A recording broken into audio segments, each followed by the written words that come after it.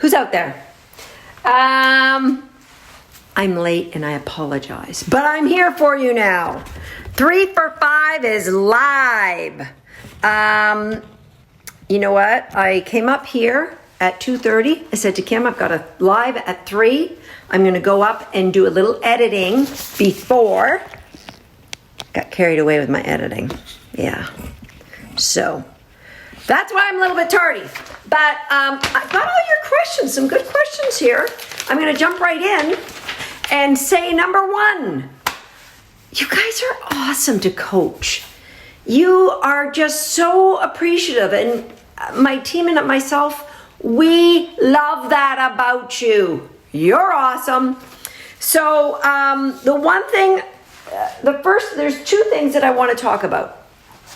Number 1, most important, you will have success if you can mimic. You've got a video camera. You can video yourself and see if you are a mimic of Susan's video. If you can mimic me, you will have success. Honestly, we've been doing online teaching for dog owners for more than 10 years. And the students who excel aren't necessarily the ones that have this massive background in dog training. The students that excel are the ones who don't get fancy, who don't try to improvise because, oh, Susan doesn't have a Scotch-guarded freckled retriever, so she wouldn't know how my dog's going to respond. You've got to put your trust in me and know I do know how your dog responds. I've been training dogs for 30 years. I've seen it all. If you will just imitate what you see in the video, I promise you'll have success. But what we're seeing is some people, they're trying to innovate instead of emulate, right? So the innovation is, light years down the road, if at all. I've got students who've been with me for 20 years, and they're just happy to do what I suggest. All right? So please, please, please, play the game as they are described. That's the way you're going to have success. A lot of you, and we get this in every one of our classes, right? People say, oh, I'm overwhelmed because we open a whole week of classes at once. You know what? Just go at your pace. Micro steps every day. We're in isolation, right? We are all isolated together. Isolated on our own together. See what is that, oxymoron? Yeah. We're isolated, but we're together. So do something every day with your dog. And don't worry about the next 3 games that have opened up. Just go at your pace. This course will take a month for us to roll out to you. But I understand there are people who are brand new to our training here, and it's going to take you, at least another week, 2 weeks, 3 weeks before you get through all the games.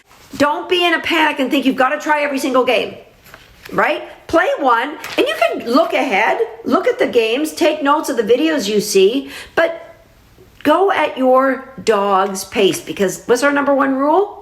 Always build your dog's confidence. If you play these games that can take you a month and you take 7 months to play them, you will not learn as much. You actually will be worse. But if you take action every day and you stay on it, you will be brilliant. Brilliant. Okay? So that's why I say I'm giving you loads of time, but you have to take action. You have to take action. Okay, playing the game. These are some questions from my live.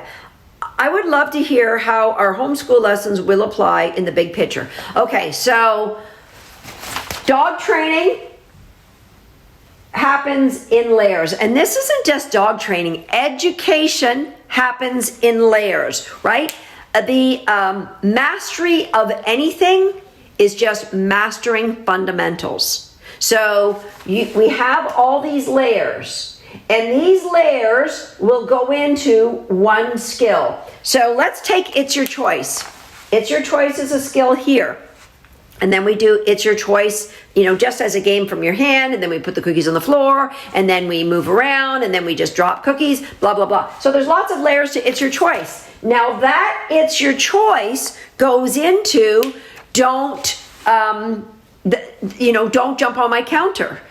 It's Your Choice goes into when I put my hand in my pocket. This is when tater salad's been working. We've been working on in our walks with tater salad recently, because when I put my hand in my pocket and take it out, tater salad immediately nibbles at my hand. I don't think so. That's It's Your Choice. Hand in, hand out, hand in, hand out. Cookie in my hand, you nibble at it, goes back in my pocket. Cookie in my hand, you nibble at it. So there's a lot of layers, right? Tater salad has lived with us for over a year, right? He was a rescue dog that came in. So there's a lot of different layers. It's Your Choice is the foundation for don't chase wildlife. My dogs, we've been walking, and deer have walked within 10 feet of my dogs. And my dogs have gone, hey, did you see that, Mom? Yeah, that was really weird. Would my dogs love to chase deer isn't a small animal? Yeah, of course they would. But it's your choice. They don't even bother looking. They're like, yeah, I saw that. Yeah, that was kind of neat. All right? But you're not going to go from my hand is open and there's some cookies here to, did you see that cat run by? Yeah, so did I. Kind of a different color, isn't it? But I've got that because I play every day. There is something that is an It's Your Choice moment. So everything that we're teaching you has a purpose, and it will leave your dog looking towards you more than they did before you played these games. Okay? How do I know when it's time to move on? Should I keep playing this game or move on to the next game? Post video. 60 seconds, and we'll give you a heads up. But sometimes you can look at it and go, wow, that looks just like what she's got. Okay, I'm moving on to the next game. All right? You say we should practice 1 to 3 minutes, 3 to 5 times a day. How many different games should we be practicing in one day or in one session? Wow, that is a really, really good question. So here's what I would do. So this comes from our Recallers program. So what our Recaller students is, they'll take a card like this and they'll write the name of a game on it. And they will know there are games I really need to practice every day, like It's Your Choice. All right, so that might go over here. These are the non-negotiables. I got 2 games I have to practice every day. And then you might have 3 or 4 that you've played and you're pretty good at, or you got to come back to it. So you just put those in a hat and pick one out. So each training session you might have 3 games that you play. It's Your Choice is always the start of every session, because we need our dogs to ignore our hands and ignore the food. But what I would do is, if you're playing in your training den, you might play in one corner, then move to another corner, then move to another corner, then move to another corner, and you're done. Okay? So you might only get 2 games in, you might get 4 games in. Depends on how much detail goes into every game. I personally, especially when I'm training with a new puppy, I like to move to just a new we call H, habitat. So from one corner to the next corner. And before I change the behavior that we're going to be playing, right? Just to break it up. We were just playing this game here, and now we're playing this. I don't understand. So you just move them to a new location. That's not true of It's Your Choice. You can play that in every location to start every session. Okay, that was a really, really good question. My 10-month-old puppy is very motivated and gets the games almost instantly. How much should we play the game once she knows it?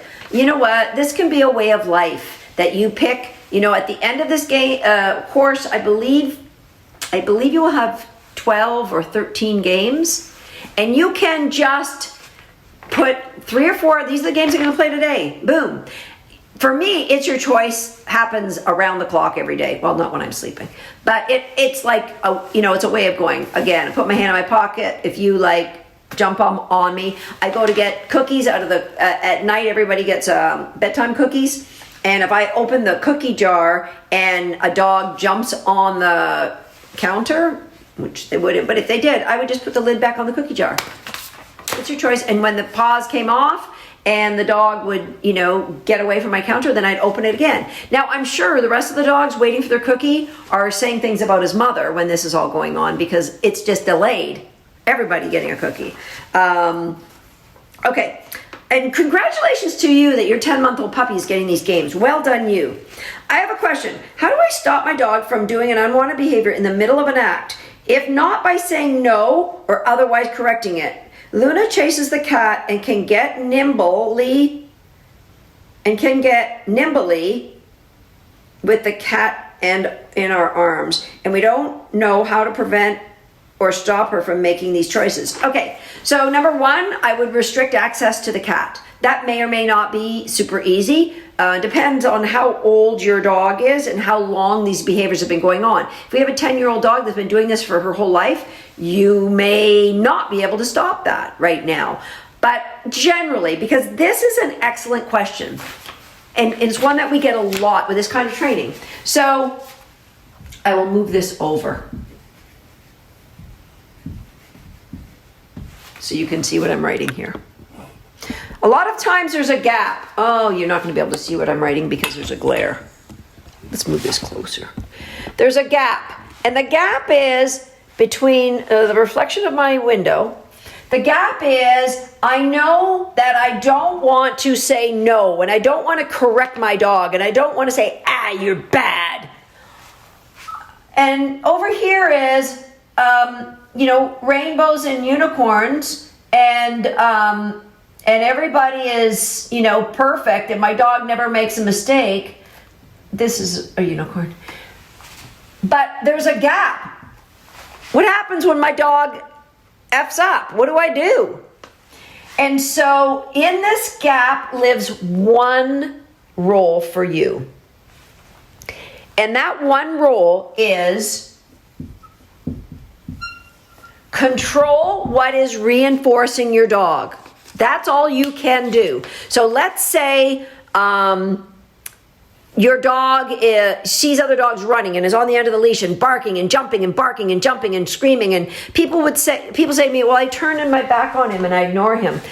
The reinforcement of him barking at those dogs is higher than the little punishment you would give him by turning your back on him.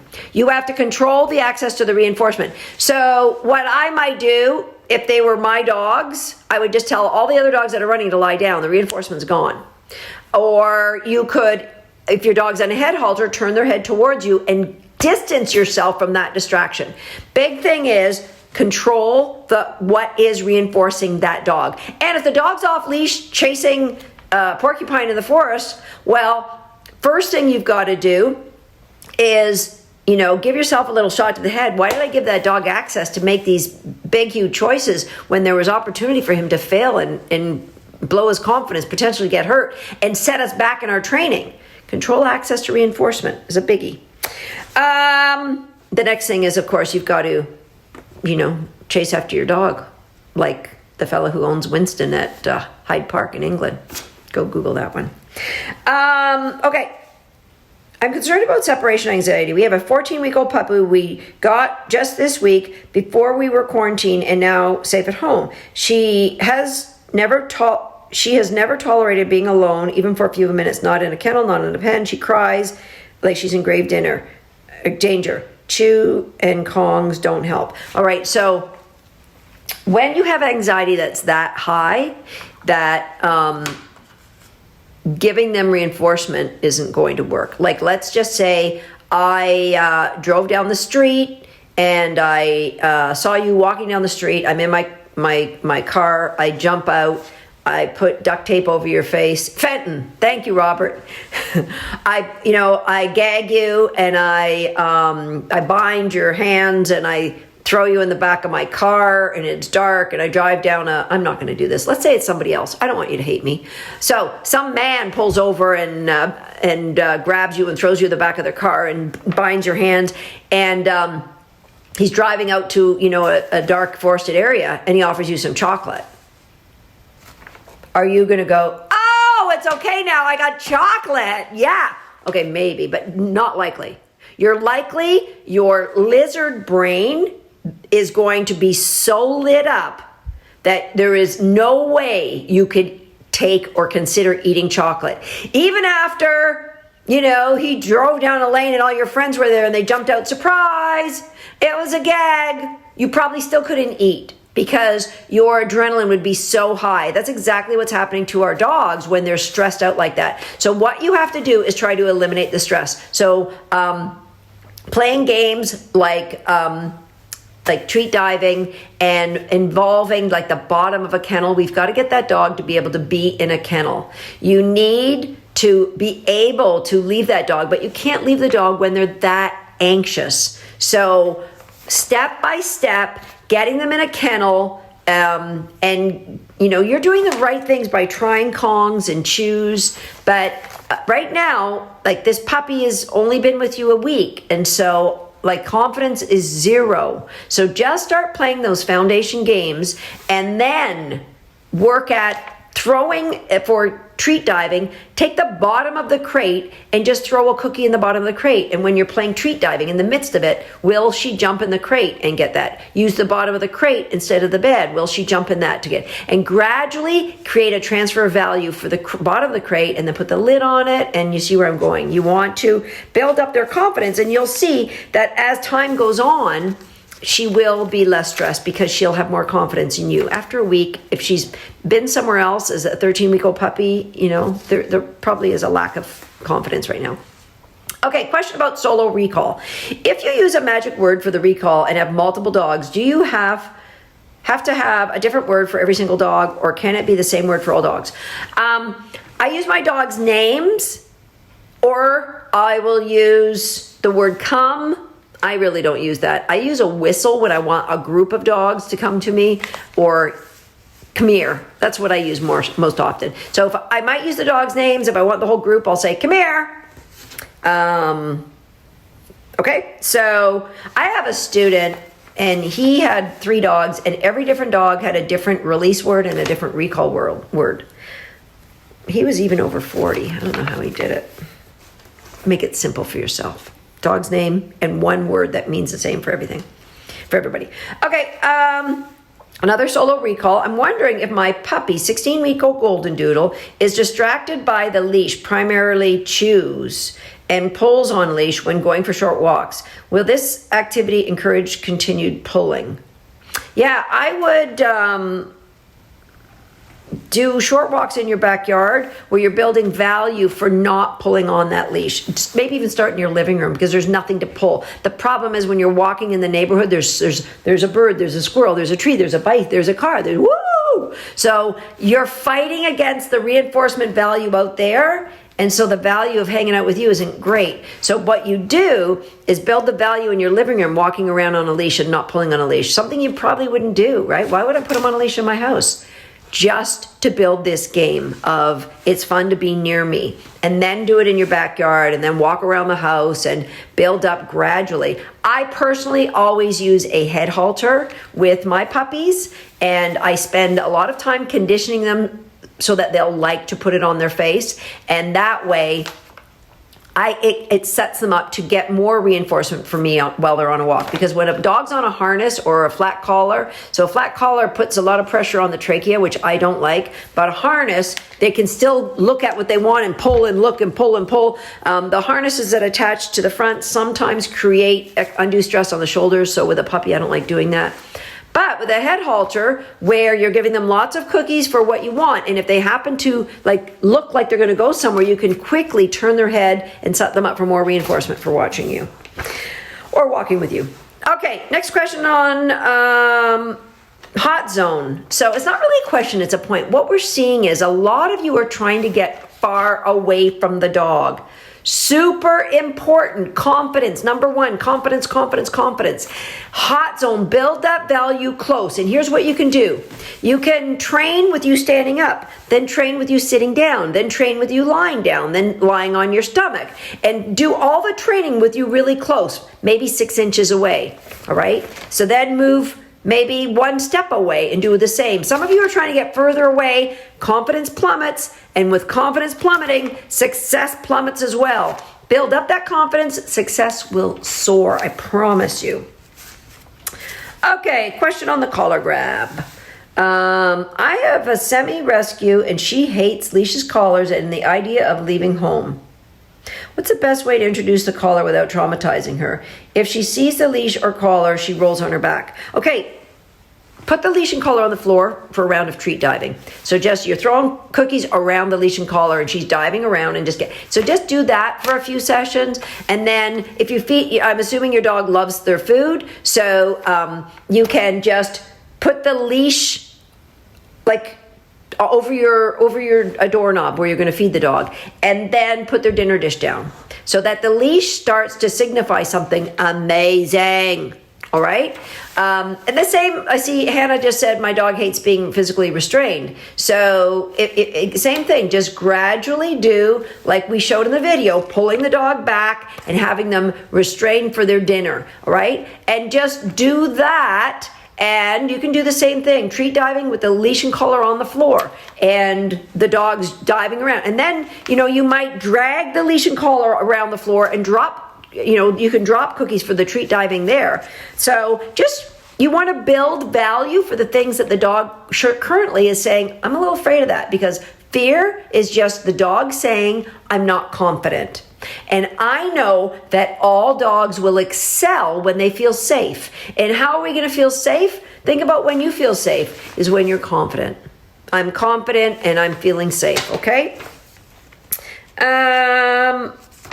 It's your choice. I have a 1-year-old German short-haired pointer and have been playing beginner stages of It's Your Choice. She is a huge counter surfer. When she jumps on the counter and grabs stuff, and we try not to have stuff, but it happens. Normally, she would be scolded. My question is, how do you approach this when not actively in a training session? If she grabs food, do you ignore it? No, remember, there's a gap. This is a great question.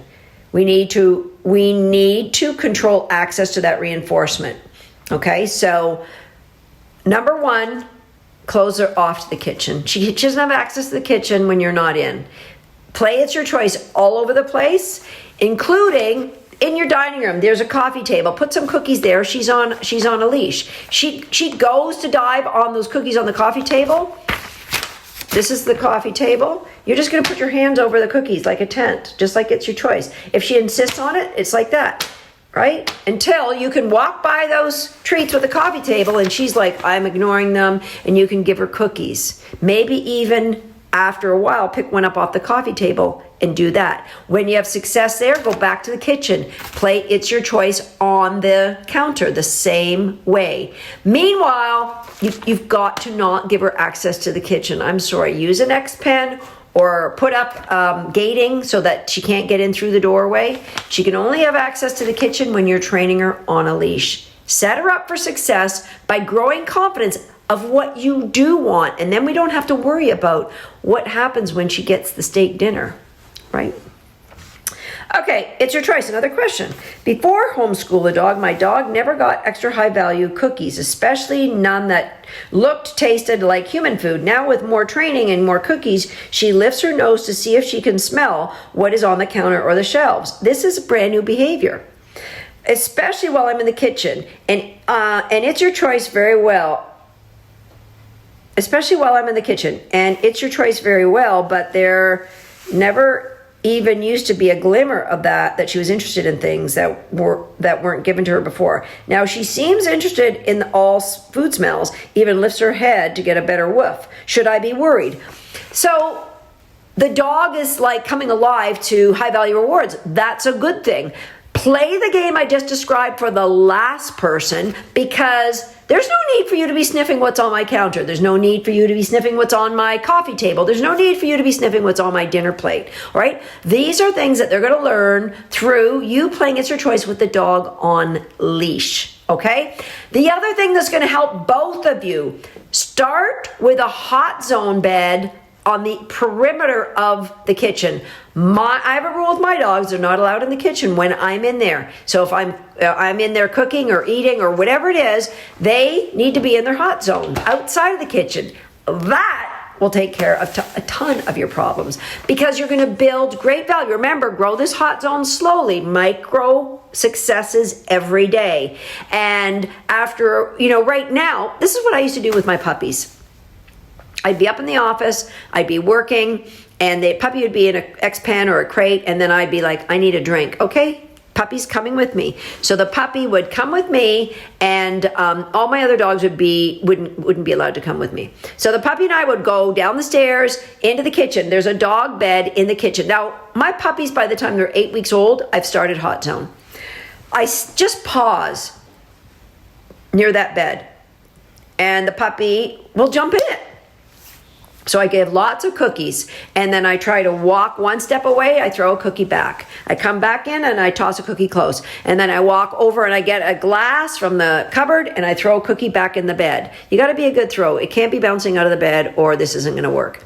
Then I come back closer and I give her a couple more cookies for being in the bed. And then I might give her a release. She just got 5 cookies, break. And she comes out and I give her some good loving, no more cookies when she comes out. And then I wait, she goes back in. And then I give cookies for going back in, and then I go over to the water. I turn the water on, I come back over and I give her a cookie. It's a balance of throwing the cookies from afar and coming back in and giving her cookies so that they learn Hot Zone is Hot Zone until you hear a release. I might give 2 or 3 releases in the time that I get that drink of water.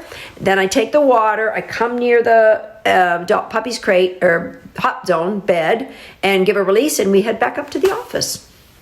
You do that every day. You create dogs who love Hot Zone and say, I got no business in that kitchen. All right? And none of their business. Stay at the kitchen. Okay, I think I'm done, LOH. I think I've got all of them. Okay, I just see one from Glenn. I feel like I'm having to control everything in my house because my 15-month-old Sprocker Spaniel will pick anything and everything up, socks, wood, firewood, toilet rolls. Do I need to put her on a leash around the house all of the time for a while and play lots of It's Your Choice? Do I put the treats on the wood pile and play from there? Yeah, that's a good idea, playing around the wood pile, but really you need to not put May on leash, but get an X pen, because a leash is, we're now having a dog tethered to us, and then they have to follow along, and are they pulling, are they laying down? It's like there's just so many variables. Get an X pen with a sprocket. You might have to put a big blanket on the top so that they don't jump out, but make life comfortable for there. It'll eliminate the number of problems you're going to have around the house, and it allows you to get May out, train in a really highly productive way that builds great behaviors, and not next week, but the week after, there'll be a game that will help. If your dog gets a piece of wood, that they're going to bring it to you. Anything they get, they're going to bring it to you. Let me tell you, when Tater Salad came to us, he was about a year old, I think 13 months, maybe 14 months. He got anything, he was like bolted away from you. It didn't matter what it was. If he thought this was something that you were going to take from him, he was gone. Outside was horrendous. Not that we would give him that much freedom outside, only in a safe fenced-in area. But it didn't take long at all. Playing this game that you're going to learn not next week, the week after, before he would get something, and I would just say the word "bring me," and he would bring it over and put it in my hand every time. Okay, so there is more goodness on the way for all of you. I would like to wish all of you a happy Easter weekend, a happy Passover, or happy whatever it is that you are celebrating. And I wish that you and all of your loved ones are doing the best you can in the situation that we all find ourselves in, isolated together. You guys are awesome. Thank you.